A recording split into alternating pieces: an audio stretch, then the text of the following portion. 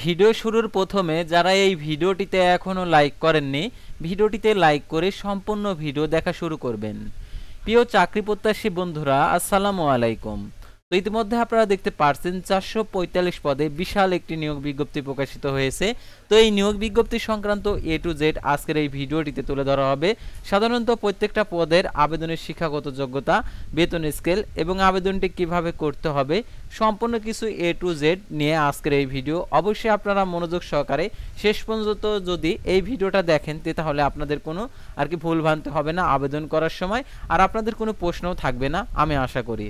তো আর কথা না বাড়িয়ে চলে যাচ্ছে মূল সার্কুলার পেজে। তার আগে একটি কথা, আপনি যদি অল জব নিউজ বাংলাদেশ এই চ্যানেলে প্রথমবার এই ভিডিওটি দেখে থাকেন তাহলে আমাদের এই চ্যানেলটিকে সাবস্ক্রাইব করে রাখবেন এবং notification bell button all press করে রাখবেন, আর এই ভিডিওটিতে অবশ্যই একটি লাইক করে দেবেন।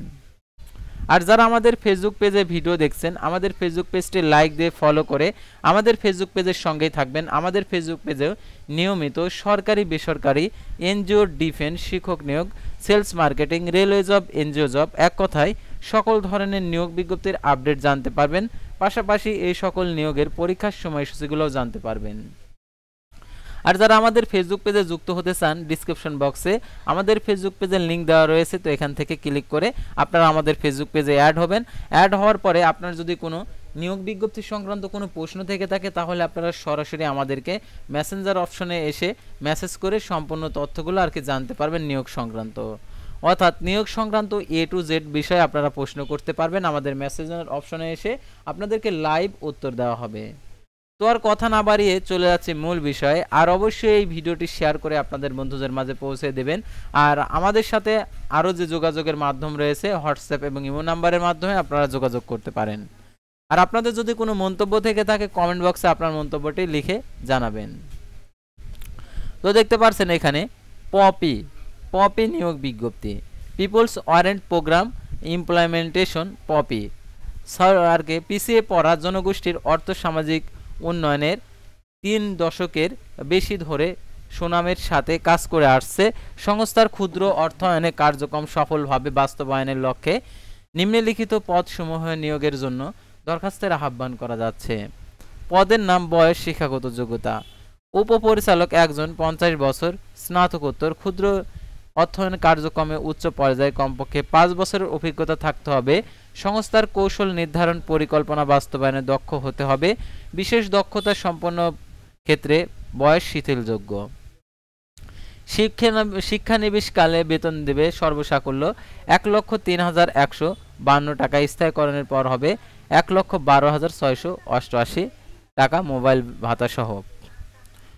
কর্মসূচি ব্যবস্থাপক 4 জন নেবে, সর্বোচ্চ 48 বছর, স্নাতকোত্তর, ক্ষুদ্র অর্থায়ন কার্যক্রম সংশ্লিষ্ট পদে রিজিওনাল ম্যানেজার অভিজ্ঞতা সম্পন্ন হতে হবে এবং ক্ষুদ্র অর্থায়নের কার্যক্রমে 10 বছরের কাজের অভিজ্ঞতা থাকতে হবে। শিক্ষানবিশকালে সর্বসাকুল্য বেতন 65,512 টাকা, স্থায়ীকরণের পর 71,528 মোবাইল বিল সহ।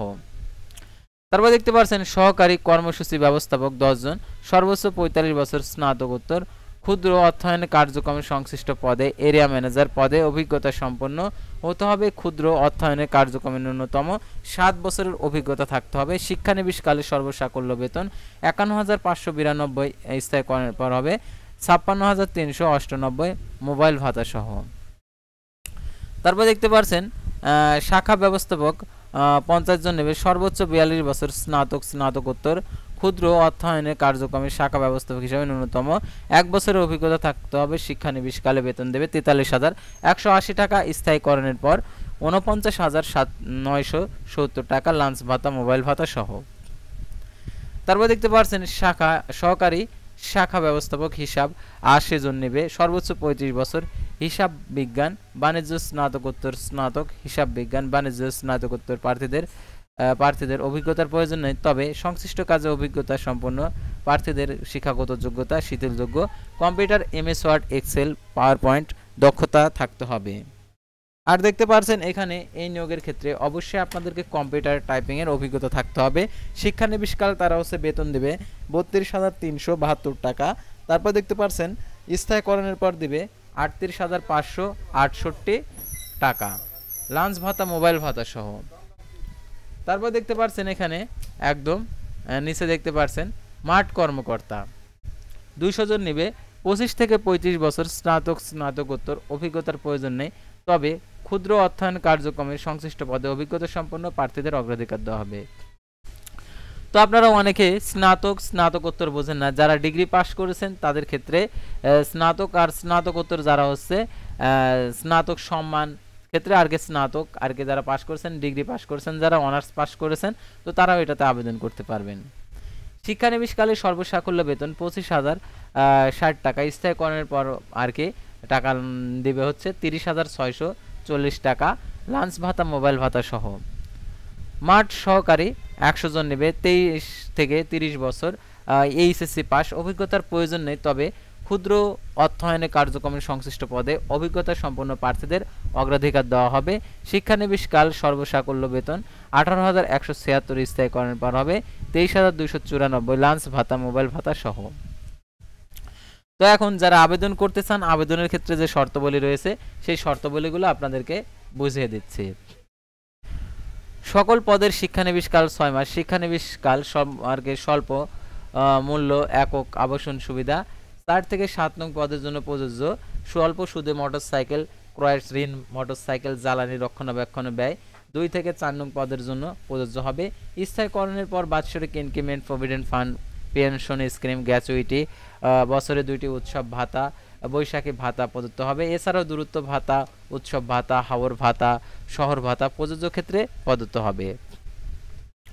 নিয়োগের জন্য মেনে প্রার্থীদের জামানত বাবদ শাখা ব্যবস্থাপক 25,000 টাকা এবং সহকারী শাখা ব্যবস্থাপক 25,000 টাকা, মাঠ কর্মকর্তা 20,000 টাকা, মাঠ সহকারী 18,000 টাকা জামানত বাবদ প্রদান করতে হবে, সুদসহ ফেরতযোগ্য।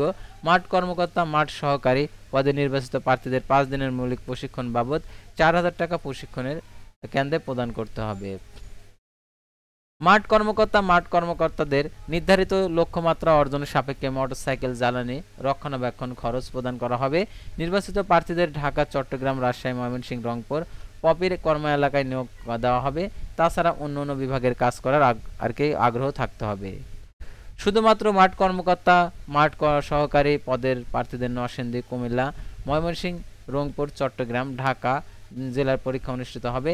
খামের উপরে অবশ্যই পদের নাম, যে জেলায় পরীক্ষা দিতে ইচ্ছুক সে জেলার নাম উল্লেখ করতে হবে। অধ্যয়নরতদের আবেদন করার প্রয়োজন নেই।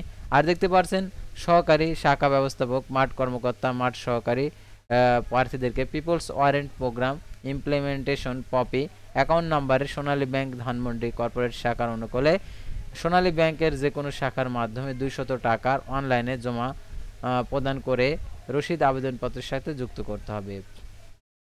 প্রার্থীকে অবশ্যই জাতীয় পরিচয়পত্র, শিক্ষার সনদ, অভিজ্ঞতার সনদপত্র, ছাড়পত্র, বৈধ ড্রাইভিং লাইসেন্সের ফটোকপি, এপিএম, বিএম পদের জন্য এবং 2টি সদ্য তোলা রঙিন ছবি এলাকার 2 জন গণ্যমান্য ব্যক্তির, যাদের মধ্যে একজন শিক্ষক, নাম, ঠিকানা, মোবাইল নাম্বার এবং আবেদনকারীর পূর্ণাঙ্গ জীবন বৃত্তান্ত, মোবাইল নাম্বার আবেদনপত্রের আগামী 31/7/2024 তারিখে উপপরিচালক মানব সম্পদ প্রশাসন People's warrant program implementation POPI 5/11 block E Lalmatia Dhaka 1207 ডাকযোগে কুরিয়ার সার্ভিসে সরাসরি প্রেরণ করতে হবে।